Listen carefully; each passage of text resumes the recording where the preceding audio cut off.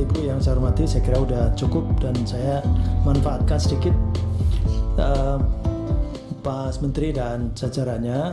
Sejak tanggal 8 Oktober 2021 pengumuman pertama P3K itu Komisi 10 selalu didatangi oleh banyak pihak, tidak hanya WA atau mungkin grupnya Pak Nur Purnamasidi atau mungkin juga siapa.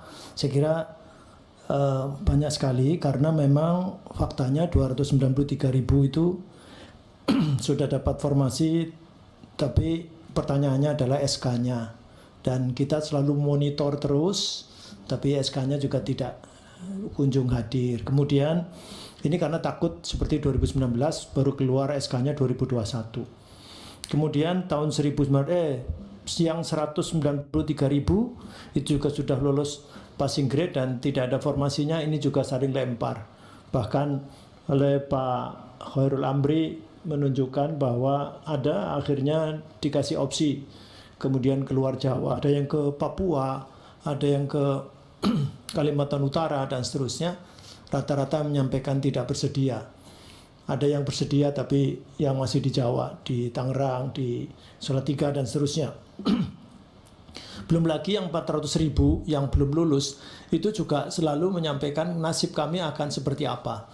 Jadi 7 bulan pertama mereka laporan di Komisi 10 bahwa pekerjaan mereka adalah pinjam uang kemana-mana. Karena kalau yang di swasta sudah diberhentikan, kalau yang di negeri sudah tidak dikasih jam.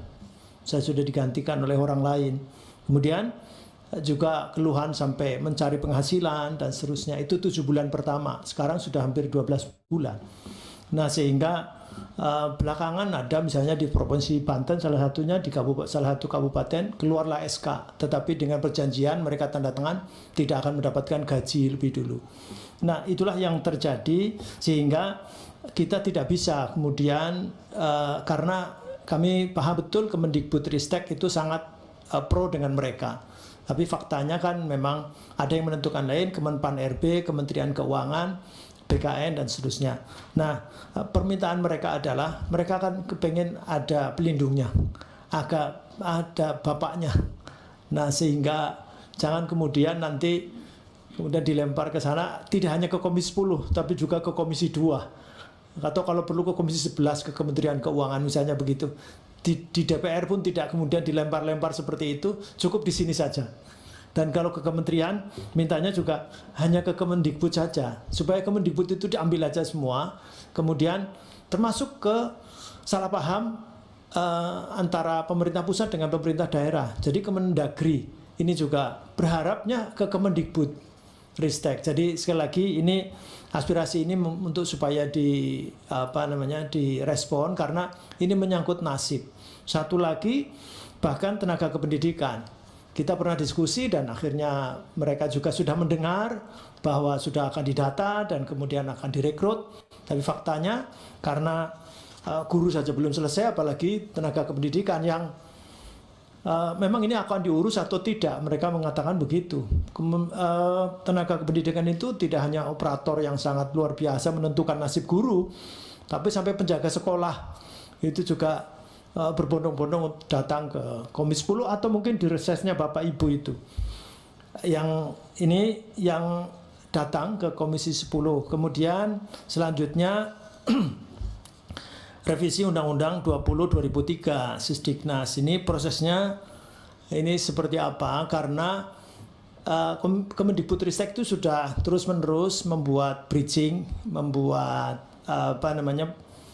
meratakan jalan dan seterusnya, dan ini sudah ada relasi baik antara Kemendikbudristek dengan Komisi 10 ini. Jangan kemudian dicoreng kemudian karena ada kabar bahwa nanti akan ada shortcut ke balik misalnya begitu. Ini juga saya kira akan menimbulkan kegaduhan baru, tidak hanya di ruang di Komisi 10 tetapi juga di luar Komisi 10, artinya di luar parlemen ini juga tidak mesti kita bisa mengatasi. Oleh karenanya saya kira karena selama ini publik mengikuti semua tema pendidikan itu ya bidang utama di Komisi 10. Ini nampaknya tidak baik kalau kemudian nanti dilempar ke karena ada ada analogi undang-undang lain. Ini yang selanjutnya tentang ini kegaduhan juga di tempat lain, bukan di Kemendikbudristek, tetapi menyangkut dengan Kemendikbudristek. Sebut saja misalnya baru kemarin kita tentang destinasi super prioritas Borobudur dan Pulau Komodo. Salah satunya Pulau Borobudur itu ring 1 ternyata adalah wilayahnya Kemendikbudristek. Ring 1, ring 2-nya adalah PT TWC. Ring 3 Badan Otorita Borobudur. Nah, ini mereka kemudian karena Kemendikbudristek itu kaitannya dengan konservasi. Dan yang sering galak mengingatkan Kementerian Pariwisata dan PT TWC atau yang di bawah BUMN itu adalah dari namanya apa? Balai konservasi di bawah Kemendikbudristek. Sekarang ini kemudian ada gonjang-ganjing karena menaikkan tarif dan seterusnya. Kenapa kemudian Kemendikbudristek tidak memberikan statement atau mungkin juga kebijakan atau apa? Karena kita juga ikut menyuarakan ada tuntutan dari Undang-Undang 11 2010 tentang cagar budaya. Jadi pasal 94 itu ayat 3 dan 4 mestinya itu ada bridging, ada yang menjembatani supaya Pemda, kabupaten, kota, provinsi dan pusat bahkan pihak lain bisa mengelola itu dengan, tapi di situ syaratnya ada cagar budaya. Jadi pembentukan badan pengelola kawasan cagar budaya. Tetapi diskusi tentang ini hanya ada di barangkali di BUMN, kemudian di Kemenparekraf. Nah, oleh karenanya saya kira ini juga mestinya jadi tema yang bisa diselesaikan juga di Kemendikbudristek. Saya kira demikian. Saya tambahan ini memanfaatkan waktu. Kemudian selanjutnya kami minta kepada Mas Menteri untuk memberikan respon beberapa hal. Ini tadi selesainya jam 17.30. Ini sudah lebih 21 menit. Kita selesai sampai jam 18 saja ya. Sampai jam 18. Silakan Mas Menteri nanti berbagi dengan saya membaca rekomendasi terakhir. Monggo. Terima kasih. Terima kasih Bapak Ibu anggota Komisi 10. Banyak sekali tadi bukan pertanyaan tapi masukan, dan kami catat setiap masukan tersebut selalu menjadi kajian dan PR besar kami untuk selalu mendalami isu-isu di sini. Setiap kali saya datang ke Raker, saya belajar banyak dari para anggota Komisi 10 mengenai apa isu-isu yang mungkin dan solusi-solusi dari isu tersebut. Mungkin yang pertama tadi komen sedikit saya mengenai yang kasus Unila ini. Sepertinya Komisi 10 sangat mengetahui reputasi integritas di Kemendikbudristek. Kita punya salah satu reputasi yang terbaik sebagai kementerian ya. Bersih-bersih yang kita lakukan di dalam kementerian itu ya bapak ibu-ibu sudah mengenal lah dari mana mafia apapun yang sudah kita lawan gitu, mana yang belum kita lawan, semuanya sudah kita lawan. Tapi kita sangat fokus bukan menyelesaikan satu kasus per satu kasus. Kita tuh kalau membuat suatu kebijakan sistematis, contohnya seperti Siplah dalam pengadaan sekolah, atau contohnya seperti BOS online yang tiba-tiba sekarang pelaporannya jadi 100% online dan transparan sehingga kita semua bisa mengetahui apa. Jadi filsafat kita adalah kasus-kasus itu adalah cara kita mengetahui apa permasalahan yang ada, tapi kita selalu mencari, insting kita adalah untuk mencari solusi sistematis yang bisa meminimalisir isu itu. Dan satu poin tadi yang menurut saya sangat penting, saya juga setuju sama banyak anggota Komisi 10 bahwa transparansi ya, tema transparansi ini itu sangat penting. Dan tema transparansi dalam penerimaan mahasiswa pun adalah suatu tema yang penting, dan kami secara aktif sedang mendiskusikannya secara internal bagaimana mencapai transparansi tersebut seperti yang Pak Putra tadi bilang, tadi kuncinya biar terang benderang. Jadi terima kasih Pak Putra untuk masukan itu. Saya juga sependapat dan izinkan kami melakukan sedikit brainstorming mengenai ini. Saya juga mendengar banyak sekali komen tadi mengenai para operator. Terima kasih. Isu di Dapodik, memang kita punya suatu keunggulan dengan sistem Dapodik, tapi keunggulan itu hanya tergantung kepada kualitas penginputan datanya gitu. Nah, kami punya banyak sekali tim teknologi yang bisa memperbaiki, tapi kalau masuk datanya aja salah, ya akan tidak ada gunanya teknologi yang baik kalau tanpa SDM yang baik. Terima kasih untuk masukan itu. Mengenai tadi dapat masukan mengenai 20% anggaran pendidikan harus lebih kuat. Mungkin Bapak Ibu harus mengetahui bahwa kita telah merevisi PP 48 mengenai pendanaan pendidikan, dan sekarang sudah mulai proses trilateral untuk mendiskusikan definisi 20% anggaran pendidikan. Jadi sekarang Kemendikbudristek itu beserta Bappenas dan Kemenkyu ikut dalam proses penentuan definisi apa yang boleh disebut untuk anggaran pendidikan. Jadi proses itu sudah mulai, alhamdulillah kita sudah terlibat. Jadi pelan-pelan kami akan memastikan bahwa penggunaan anggaran tersebut benar-benar tepat sasaran. Satu hal tadi ada pertanyaan mengenai produktivitas birokrasi. Ada banyak cara untuk mengetahui produktivitas birokrasi. Salah satunya tentunya dengan kinerja atau ukuran metrik-metrik formal.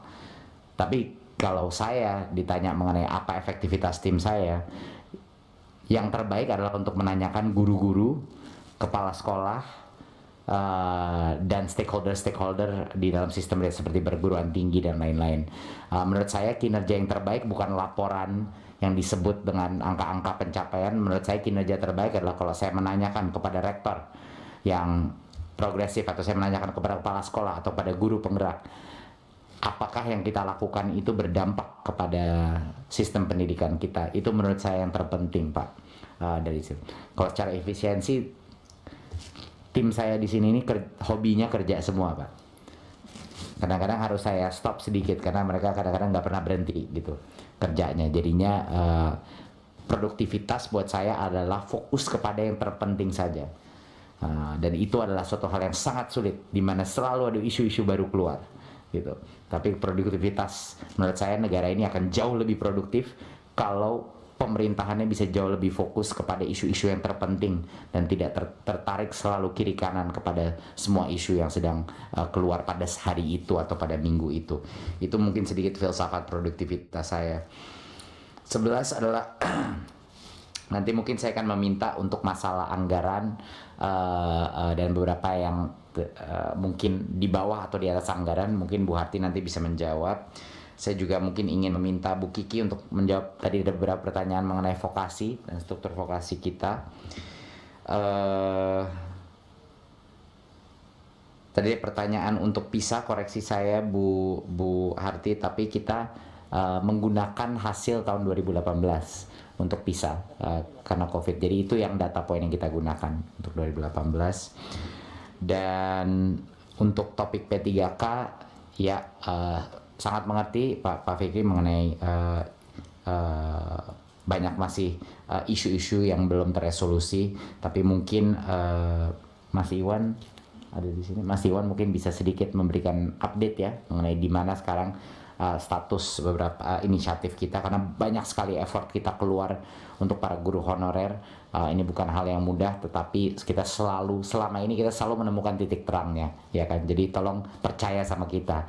Kalau sudah 300.000 guru sudah menjadi dan mendapatkan formasi, tolong berikan keyakinan kepada kami bahwa kami akan bisa menyelesaikan isu ini. Mungkin itu dulu dari saya. Silakan mungkin Bu Harti sama Bu Kiki. Terima kasih Pak Menteri. Kami laporkan Bapak dan Ibu untuk pagu final adalah yang tertera dalam paparan tadi. Anggaran tersebut sudah melalui audit BPK dan sudah merupakan hasil konsolidasi dalam LKPP. Jadi yang data yang lain itu berarti belum merupakan hasil audit. Memang ada perubahan dari waktu ke waktu. Seperti kita ketahui, pagu alokasi tahun 2021 hanya 81,5 dan akhirnya data audit anggaran audit menjadi 88,7 karena ada tambahan dari PEN untuk kuota internet dan juga ada UKT, kemudian ada tambahan dari PNBP dan juga dari BLU, ada tambahan juga dari PHLN dan SPSN yang memang dibolehkan masuk di dalam DIPA kapanpun selama masa tahun berjalan. Dan kita tahu PHLN, SPSN memang kemarin menjadi tumpuan utama dari pembangunan pendidikan tinggi. Kemudian Pak El Nino, kami laporkan sebenarnya surat dari Paguyuban itu sudah dibalas. Pertama tanggal 22 April, bahkan yang surat dari Bapak Wakil Ketua MPR juga sudah kami balas tanggal 20 Juli. Jadi kami laporkan yang meminta untuk diterima itu adalah CPNS yang sebutannya TMS, tidak memenuhi syarat. Jadi memang meskipun ada formasi yang tidak terisi, kalau memang di bawahnya TMS, meskipun urutan pertama memang tidak diterima Bapak dan Ibu semuanya, dan itu sudah sesuai regulasi. Kalau misalnya ada yang mengundurkan diri misalnya, tapi di bawahnya ada yang memenuhi syarat, maka sudah kami usulkan untuk diterima langsung kepada BKN. Jadi memang yang tidak diterima itu yang meminta statusnya TMS, jadi tidak memenuhi syarat, sehingga karena kita ingin bahwa dosen-dosen itu berkualitas, betul-betul bisa memberikan layanan pendidikan yang terbaik, maka kami mengusulkan untuk tidak dipenuhi, dan kami sudah membalas juga untuk bisa mendaftarkan diri lagi tahun berikutnya, dan tentunya dengan persiapan yang lebih matang, mudah-mudahan mereka bisa diterima menjadi CPNS tahun berikutnya. Kemudian terkait dengan realisasi seperti yang saya sampaikan di dalam paparan, tidak hanya efisiensi tapi memang ada pelaksanaan yang umumnya karena berubah dari luring menjadi daring sehingga targetnya bisa ditambah. Untuk target-target yang di kebudayaan tidak semuanya memang bisa diprediksi, seperti misalnya cagar budaya banyak tambahan-tambahan usulan karena ditemukan hal-hal yang baru di masyarakat. Terkait dengan PIP, karena tadi cukup banyak pertanyaan Bapak dan Ibu semuanya, PIP untuk yang sudah diaktifasi sampai tanggal 31 Januari tahun berikutnya, uangnya tetap ada. Jadi meskipun diambil atau tidak diambil, kalau aktivasi dilakukan sampai tanggal 31 Januari tahun berikutnya, aman. Hanya memang yang belum diaktifasi itu yang kemudian dikembalikan. Izin, itu yang dilaporkan yang sudah diaktifasi. Justru malah di 11 Januari itu 2021 sudah nggak ada uangnya. Nanti kalau misalnya ada data seperti itu nanti mohon kami dapat informasinya Bu, supaya kami juga laporkan dan juga mintakan dari bank penyalur. Kemudian terkait dengan penerima PNS yang diusulkan untuk mendapatkan PIP untuk terutama untuk golongan 1-2, kami laporkan bahwa Juknis PIP mengacu pada Inpres Bansos. Dan di dalam Inpres Bansos yang juga digunakan oleh Kemensos, memang PNS, TNI, Polri tidak termasuk di dalam yang bisa dimasukkan di dalam data Bansos. Begitu juga data DTKS yang hanya untuk desil 1, 2, 3, dan 4, di dalamnya juga memang tidak ada PNS dan TNI, Polri. Jadi kalau misalnya diusulkan berarti harus merubah keseluruhan regulasi terkait dengan Bansos Bapak dan Ibu semuanya. Kemudian rasanya itu dari kami, mungkin dari karena Pak Menteri tidak ada, berikutnya Bu Kiki silakan. Silakan lanjut Bu. Terima kasih pimpinan, izin menanggapi pertanyaan mengenai vokasi. Yang pertama adalah tentang struktur pendidikan vokasi. Jadi yang ada di dalam naungan Direktorat Jenderal Pendidikan Vokasi itu ada 3. Yang pertama adalah SMK, yang kedua pendidikan tinggi vokasi, apakah itu berada dalam satuan pendidikan vokasi seperti politeknik, akademi, dan sekolah tinggi, maupun program-program studi vokasi yang ada di perguruan tinggi akademik seperti universitas maupun institut atau sekolah tinggi. Kemudian yang ketiga yang kami harus kelola itu adalah kursus dan pelatihan, tetapi dengan adanya Perpres 68 tahun 2022 tentang revitalisasi pendidikan vokasi dan pelatihan vokasi, maka kursus dan pelatihan yang dikelola oleh Kemendikbudristek adalah kursus dan pelatihan yang melayani anak-anak usia sekolah tetapi tidak berada di sistem persekolahan dengan berbagai alasan. Dan yang kedua kursus dan pelatihan yang disiapkan oleh Kemendikbudristek itu yang mengarah pada kesiapan bekerja atau berwirausaha. Jadi itu yang menjadi tanggung jawab kami, Bapak, untuk pendidikan vokasi. Kemudian kalau Bapak tadi juga bertanya mengenai struktur atau komposisi datanya. Jadi pada saat ini kita memiliki 234 politeknik, Pak, dan 44 diantaranya negeri, sementara swasta ada 191. Namun dari sisi mahasiswa, 121.000 mahasiswa justru ada di pendidikan tinggi di politeknik negeri. Sebaliknya di swasta yang 191 politeknik itu memiliki hanya 66.000 mahasiswa.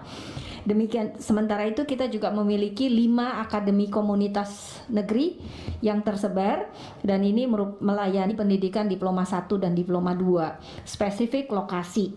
Kemudian ada 2.152 perguruan tinggi, universitas, institut, dan sekolah tinggi yang mengelola 663.460 mahasiswa pendidikan vokasi. Jadi sekitar total mahasiswanya kita memiliki sekitar 900.000, Bapak. Belum termasuk pendidikan vokasi yang diselenggarakan oleh kementerian dan lembaga lain. Untuk SMK kita memiliki 14.385 SMK dan swastanya di sana ada 10.701, sementara negerinya hanya 3.684. Tetapi sebaran siswanya itu hampir sama. Di negeri ada 2.380.000 sementara di swasta ada 2.735.000. Jadi ada totalnya di Indonesia kita saat ini ada 14.385 SMK dengan jumlah siswa sekitar 5 juta siswa. Sebarannya seperti itu, dan bidang-bidang yang sekarang sedang kita fokuskan itu adalah mengenai, karena ini terkait dengan perkembangan dan kebijakan industri dan ekonomi di Indonesia, maka bidang yang sedang kita fokuskan adalah mesin dan konstruksi, hospitality termasuk di dalamnya pariwisata, jasa boga dan sebagainya, kemudian ekonomi kreatif, pekerja migran potensial, kerjasama lain, bidang lainnya adalah pertanian pangan termasuk di dalamnya peternakan perikanan, kelautan dan kemaritiman, komputer dan teknologi informasi termasuk di dalamnya animasi, game industri dan Pimpinan, aplikasi. bisa interupsi nggak pimpinan? Demikian. Bu, terima kasih informasinya, dan secara kuantitatif kami bisa berhubungan Ibu ya Bu ya. Baik. Tapi saya ingin melihat Bu secara kualitatif bagaimana Bu? Baik. Ya, Sebentar, ya. vokasional dengan pendidikan umum. Itu Baik. pimpinan. Terima kasih. Sebentar saya jelaskan, Bapak. Mengenai Mohon maaf, ini mungkin karena waktu ya. Ya, Jadi mungkin sekilas saja Bu. Mungkin Baik. karena ini Pak Iwan mungkin juga sekilas mungkin Ya. kalau Baik. di apa namanya? Mungkin Mas Nino kalau misalnya ini, Pak tapi Fikri, Mas Pak Menteri Fikri, itu biar semua saya tertulis. sebentar. Saya mengusulkan kalau bisa, kan tadi jawaban-jawaban sepintas saja yang substantif dari Pak Menteri dan Bu Sekjen. Kalau ada tulisan tertulis begini. Misalnya sampai hari ini kita di Komisi 10 saya masih dibully soal Unila itu. Jadi kalau ada keterangan dari Pak Menteri tentang apa yang sudah dilakukan, itu jawaban kita kepada orang lain bahwa Komisi 10 sudah melakukan afirmasi kepada Pak Menteri, dan kita sudah ada bahwa sudah ada PLT dan sebagainya. Kita ini dibully Pak, terus terang. Terima kasih. Maksudnya ini semua nanti biar tertulis ya, lebih ini, lebih rinci. Iya. ya. Silakan lanjut Bu. Baik Bapak Pimpinan. Jadi kalau pendidikan vokasi dan akademik, kami di pendidikan vokasi fokusnya adalah employability Bapak dan akses. Jadi employability termasuk di dalamnya adalah kebekerjaan, wirausaha, dan melanjutkan studi. Sehingga memang kami berupaya untuk meningkatkan tingkat employability-nya, terutama di SMK yang masih sangat jauh, karena memang kami harus memperhatikan perkembangan industri di sekitar. Jadi kalau dilihat dari sisi kualitatif yang tadi Bapak tanyakan mengenai kualitas begitu ya Pak, kami sekarang itu pendidikan vokasi masih harus terus berupaya untuk bisa dipercaya, lebih banyak dipercaya oleh masyarakat, menjadi pilihan pertama dibandingkan akademik. Jadi tantangan kami adalah masih harus meningkatkan kualitasnya dibandingkan akademik Bapak. Demikian situasinya saat ini. Lanjut ya, mungkin silakan. Saya lanjut ya. Pak Terima Iwan. kasih Pak Ketua.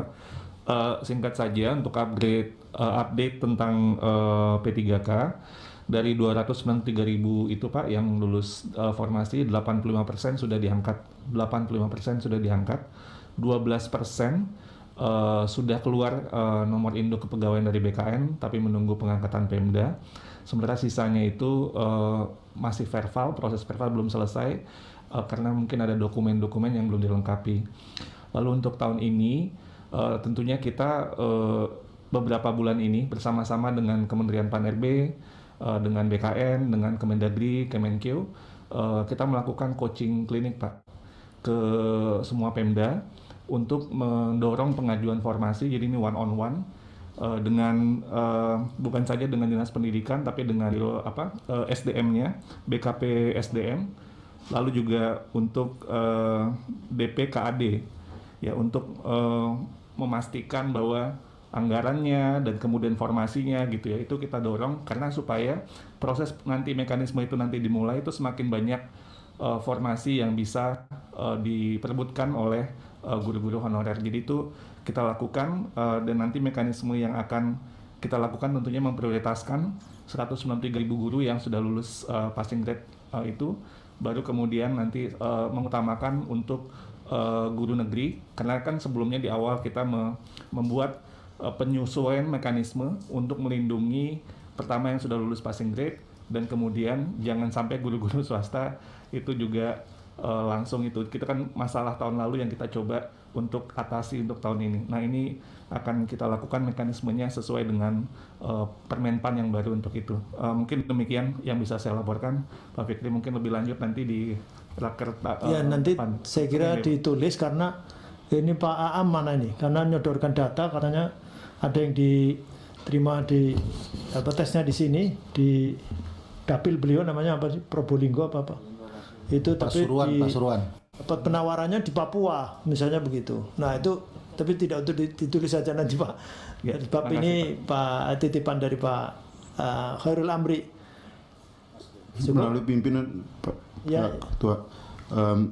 Ya mungkin kami minta kalau bisa dikirimkan update data yang terakhir yang sudah dilakukan sehingga kita juga bisa menyampaikan ini ke masing-masing dapil gitu kalau ada pertanyaan. Kemudian yang kedua, banyak juga pertanyaan menyangkut tahap ketiga. Itu kapan dimulai untuk P3K? Terima kasih. Tapi tertulis saja ya, Bang Andreas ya. Kalau untuk tahap ketiga? Sekilas saja, ini kok kepo. Pak Andreas, itu kan kita melakukan penyesuaian mekanisme dengan Permenpan yang baru. Jadi tahap yang nanti akan berlaku ini kita harus memprioritaskan dulu yang sudah 193.000 yang sudah lulus passing grade itu, baru kemudian diperebutkan sisa formasinya dengan mengutamakan guru-guru di sekolah negeri dulu. Jadi itu yang mungkin yang dinamakan tahap 3-nya itu. Tapi kan kita tahap ketiganya harus dengan penyesuaian mekanisme yang Permenpan yang baru. Jadi bukan kalau dibilang tahap ketiga nanti ikut peraturan yang tahun sebelumnya, itu kan ada kita perbaiki Pak dengan Permenpan yang tahun 2022 ini. Paham Pak, tapi yang ini karena pertanyaan ini sesuai dengan apa yang pernah disampaikan oleh Pak Menteri, karena ada tiga tahap tahun yang lalu yang akan dilakukan. Bisa jadi bisa lebih dari 3 tahap nanti ya Pak. Karena mungkin masih perlu nanti sampai selesai. Ditunggu Permenpannya Pak. Ya itu yang akan membantu segalanya isu-isu yang kita hadapi di ronde 1-2. Silakan saya kembalikan ke Pak Fikri. Pak Menteri, karena ini nanti tahapan-tahapan itu ternyata juga ada regulasi baru, maka menyesuaikan berarti tahap 1, 2, 3 atau malah tahapan-tahapan itu dianggap ini tahapan baru ya, nggak tahu. Nanti tergantung. Saya kira lebih baik aturan baru tetap dengan 1 juta kan? Ya ini nanti mungkin sekaligus dijelaskan ya, nanti tertulis, dan mohon maaf ini minta langsung ditayangkan saja. Pak Fikri, izin sebulan. Sambil nunggu ditayangkan. Iya. Mau pesan aja sama Mas Menteri, boleh ya? Ya, oke. Mas Menteri kan tadi bilang. Ditayangkan, silakan. Mas Menteri kan tadi menyampaikan timnya sangat senang bekerja ya, sampai harus di stop. Kayaknya harus dibantu untuk seimbang fisik, mental, dunia akhirat. Kenapa? Karena di halaman 10, Pak, makanya tadi saya tanya, jadi kapan sih asesmen PISA itu dilakukan? Ternyata 2018. Ari di sini di halaman 10 ada nilai rata-rata PISA target 2021 disebutkan. Padahal kan pengukurannya 2018. Ketika disebut target, terus ada realisasi berarti diukur dong. Nah ternyata kan tidak ada pengukuran. Jadi bisi, kalau kata orang Sunda, bisi capek teuing. Kalau terlalu capek Pak, nanti nyatetnya jadi beda-beda karena jauh angkanya sama 2018. Itu aja sih Pak, supaya lebih seimbang kehidupannya. Terima kasih. Assalamualaikum warahmatullahi wabarakatuh. Assalamualaikum warahmatullahi wabarakatuh. Itu tausiah ya, Bu Ledia, itu tausiah ya.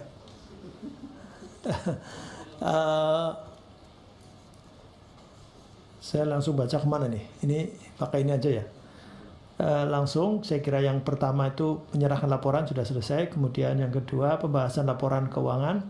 1. Komisi 10 DPR RI memberikan apresiasi kepada Kemendikbudristek RI atas capaian opini BPK tahun anggaran 2021 wajar tanpa pengecualian selama 9 tahun berturut-turut 2013 sampai 2021. Serta capaian realisasi 95,48% anggaran tahun 2021 dari Pagu APBN. Selanjutnya mendorong Kemendikbudristek RI untuk lebih meningkatkan kinerja dan mempertahankan capaian prestasi pada tahun 2021 dan tahun-tahun berikutnya. Ini karena dokumen begini oleh para kritikus, katanya Komisi 10 pekerjaannya cuma apresiasi katanya. Tapi tetap kita menyatukan itu. Kemudian yang kedua, terhadap LKPP Kemendikbudristek RI, Komisi 10 DPR RI mendesak Kemendikbudristek RI untuk melakukan evaluasi secara komprehensif atas tindak lanjut hasil pemeriksaan BPK RI guna memperbaiki pengelolaan anggaran dan pelaksanaan program kegiatan pada tahun anggaran berikutnya, khususnya penyaluran PIP dan BOS. 3. Komisi 10 DPR RI menyesalkan atas rendahnya penetapan dan capaian target oleh Kemendikbudristek RI terhadap program dan kegiatan penguatan karakter dan peningkatan kualitas pembelajaran serta relevansi pendidikan. Untuk itu, mendesak Kemendikbudristek RI segera melakukan evaluasi dan kajian permasalahan implementasi kebijakan pendidikan tersebut. 4. Komisi 10 DPR RI menyesalkan rendahnya penetapan angka partisipasi kasar APK perguruan tinggi pada tahun 2021, padahal dalam kebijakan Merdeka Belajar terdapat program-program untuk pendidikan tinggi seperti Kampus Merdeka, transformasi dana pemerintah untuk Dikti, KIP Merdeka, dan program perluasan beasiswa LPDP. 5. Dalam upaya meningkatkan APK perguruan tinggi, Komisi 10 DPR RI mendesak Kemendikbudristek RI untuk lebih meningkatkan bantuan kepada penyelenggaraan pendidikan berbasis masyarakat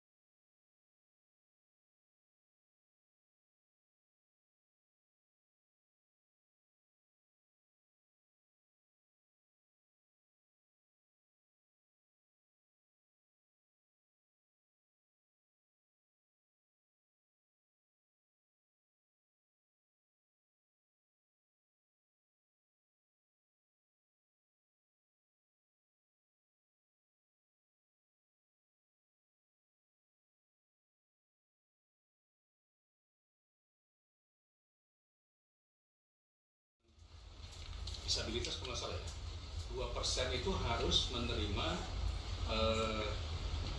dari kelompok difabel pada posisi-posisi ASN.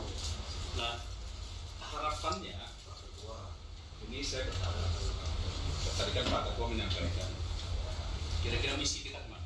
Menurut saya sederhana, ada 3 hal yang harus kita perjuangkan. Pertama, meninjau ulang PP 39. Karena ini ketakutan di antara kawan-kawan di daerah ini begitu besar, mereka takut dan demo di mana-mana. Tanpa kita DPR tidak bisa berbuat sesuatu. Tapi kalau pansus apapun nanti kami nyalakan gabungan bisa mendesak agar November PP 39 ini ditinjau ulang. 49 ya. Kalau ini bisa ditinjau ulang dulu, dikasih ruang dulu untuk menyelesaikan tes-tes ini, saya pikir itu bagus. Yang kedua, meminta pemerintah memberikan komitmen yang sudah lolos tes harus diselesaikan di tahun 2023. Karena tanpa ini kita kayak membuka ruang aja. Seolah-olah tes tapi nggak pernah ada tes, nggak pernah ada gaji. Yang di swasta udah dipecat dari swastanya, di sini nggak ada harapan masuk. Jadi mereka semua sekarang kondisinya terkapar. Yang ketiga, ini tawaran saya juga, Pak Ketua dari Pak Ketua telepon, poin ini dijauh ulang PP 39. Dijauh ulang PP 349. Kedua, selesaikan dulu yang sudah tes-tes ini. Terutama mereka yang sudah mengajar lebih dari 5 tahun misalnya, atau 10 tahun. Karena udah proven, udah nggak perlu lagi dites pakai multiple choice. Karena udah proven mereka mengajar atau mereka mendidik atau apapun, ini sudah proven, bupati sudah tahu, kepala dinas sudah tahu, kan tes hanya komputer. Bagaimana tes komputer bisa merasakan apa yang sudah dia lakukan? Nah, maksud saya ini yang sudah lebih mengajar 10 tahun, lolosin lah. Atau afirmasi tadi bentuknya. Yang terakhir, memang ada perlu juga kita berbicara, tambah DA. Di pemerintah daerah ini selalu mengatakan kami kalau disuruh bayar gaji dari DAU lalu tambahan tunjangan dari APBD mereka kolaps. Nah, saya pikir mudah-mudahan kita bisa mendorong isu ini agar pansus atau nanti apapun yang akan kita bentuk ini paling tidak menjawab keresahan dari kawan-kawan. Jadi saya begitu Ketua, karena undang-undang disabilitas kalau nggak salah ya, 2% itu harus menerima dari